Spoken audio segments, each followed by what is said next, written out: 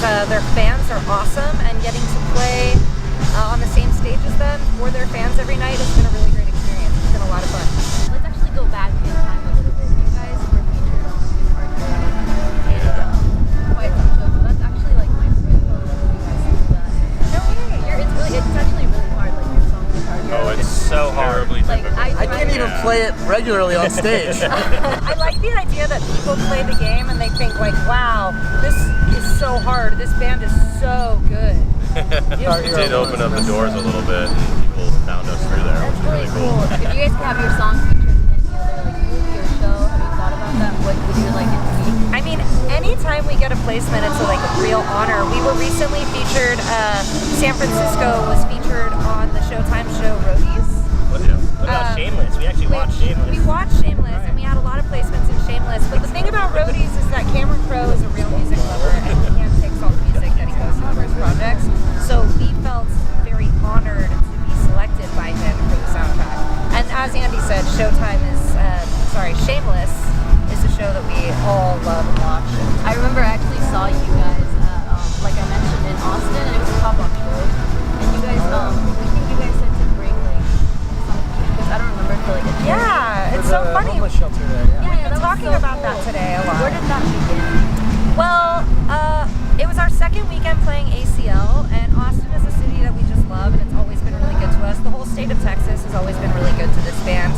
And when our show was canceled, we felt kind of obligated to do something for the fans who had come there to see us specifically. And we had woken up that day ready to play a show, and we were just as disappointed as the fans that the show was canceled. So we kind of just put our heads together and decided, hey, you know what? We could do this at this shelter, and maybe while we're playing a show, actually do a little bit of good, put our money where our mouth is and kind of act on the message we put out there. We were so overwhelmed when we showed up. When we pulled up, Colin saw a crowd of people and he's like, oh yeah, they're not here for us. There's no way. Yeah, there's no way. And we just kind of waited at the other side of the parking lot for our fans to come, thinking it would be like 30 people. And we realized that crowd at the other end of the parking lot was actually there for us, and that they had brought toilet paper, diapers, tampons, soap, toothpaste, all this stuff that homeless people would need. It was such And yeah, and I don't know, I think we were just as inspired by the amount of people that showed up to do good. In regards to your music, how does 7 people come together to create music? Because you guys all come from different musical backgrounds, I imagine. We do. Well, we've got a couple of really, really diehard songwriters in the band. Colin, in particular, is writing all the time. Josh is writing all the time. Everybody writes, but these two are really good at bringing the band songs that kind of really fit our vibe, and they bring them to us, and we're all just excited to get involved. Dave puts down kind of his vibe and the keys, and Matt lays down his bass parts, and everybody starts putting their energy into it, and that's when it starts to really take the form of a Mowglis song. You guys actually talk about playing some songs. Like I was listening to like the last, I believe it was the last release song, Times Are Still Changing. And that is such a good song. It's so relevant to what was happening at the moment. So can you guys tell me a little bit more about that song and like I'll let you take this. Yeah, actually, that was kind of an old B-side that we were just sitting on for a long time. And as soon as the shit hit the fan in America, we thought it was the time to just revisit the song. And did we re-record it? We re-recorded it, yeah.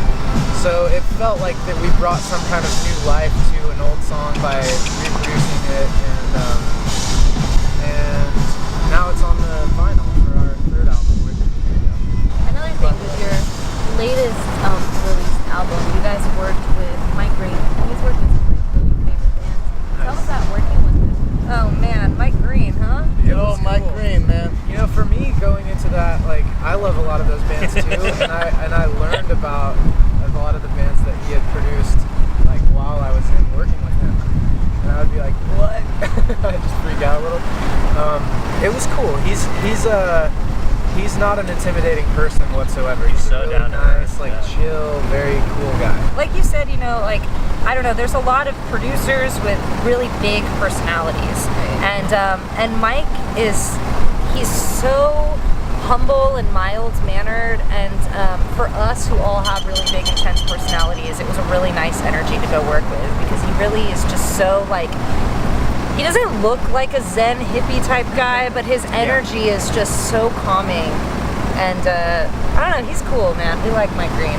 With this album, did you guys discover anything with your sound or anything new that you hadn't discovered as individuals, as musicians?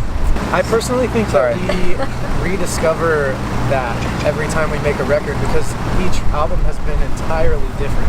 Yeah, that's true. Like the way that we write and the way that we work with the producer has been 3 completely different planets. Actually. Yeah, it's true. And honestly, I've said before, I hope that we continue that. And, you know, it's cool to experiment, and with every record we learn so much. I think I guess I didn't discover it on this record, but I really found that I enjoy personally writing in the studio and being able to experiment with weird sounds and moving things around and seeing it visually in front of me. I like that. I like writing that way, which is just I guess not a new discovery, but reaffirmed that. Yeah, it's something we got to really do this time. Yeah. Yeah.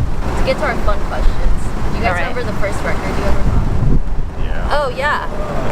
Well, not to age myself, but it wasn't a record. It was a tape, a cassette. Oh wow. And it was Alanis Morissette, Jagged Little Pill. What's that chick's name that sings "Nothing's Right, I'm Torn"? Oh, Natalie. That was the first one I got. Nice. My first 3 records at the same time. It was 311 self-titled, No Doubt's Tragic Kingdom, and Real Big Fish, Turn the Radio All On. right. It's like crisscross. Crisscross with this guy. Yeah. Oh, this wasn't necessarily my first one, but I will say it because you already said Dookie by Green Day. Was this Bone Thugs and Harmony single. All right. With, See You at the Crossroads, and it had some B-side on it. A Sublime self-titled. All right. Call that a faith. Well, This is how They sang that in The Voice, I think. That's Oh, yeah? The Voice. I think so. that's pretty cool. What song? They sang Natalie and Berkeley on The Voice. was a- They sang our song on The Voice. Oh yeah. They sang "Say It, Just Say It" by the Mowglis, which is this band that's on The Voice. wild. They did. That's it was interesting. wild. Did- How do you guys feel when that happens? Do you feel like We were all sitting together in some apartment in Brooklyn, and Yeah. we were like, "This is happening." They have all these guys in jumpsuits playing drums. We were like, We felt good. We felt good. Yeah, it's really weird. that's really cool though? Yeah, it was That cool. means your music touches people, and it does. That's what I really like about your band. Thank Like you. I said, you guys actually, your lyrics mean stuff. They're not just pop. They're you infuse pop and rock, alternative music, and you make really, really good songs. Well, that's important to us, and that's what you get out of it. So thank you. Is there anything you'd like to say to people that supported your music and stuck by your side? Just thank you mostly, because if we didn't have support, then there'd be no reason to do what we do for a living. And this job, it doesn't not come with its struggles, but I think that all of us are living our dream through doing this job, and so thanks. It makes it. You Thanks. guys make it worth it to come out here for months at a time, away from our lives and our families, and just coming to these shows and playing for everybody. It's been pretty great. We wouldn't do it without. Yeah, there's no, after a long 20-hour drive, and you're missing your family, you're missing your friends, your girlfriend, your wife, whatever it is. If you got on stage and didn't have support, it would feel pointless. And when we get on stage and kids are supporting it and singing it back to us and cheering, it just feels like every minute of that long drive, every bored moment, it feels fully worth it. Yep. Well, thank you guys so much for joining us today. It was such a pleasure. Thank you so Thank much. you. I Thanks can't for wait taking to the see your time. show. For more on your favorite artists, visit musicwhynot.com.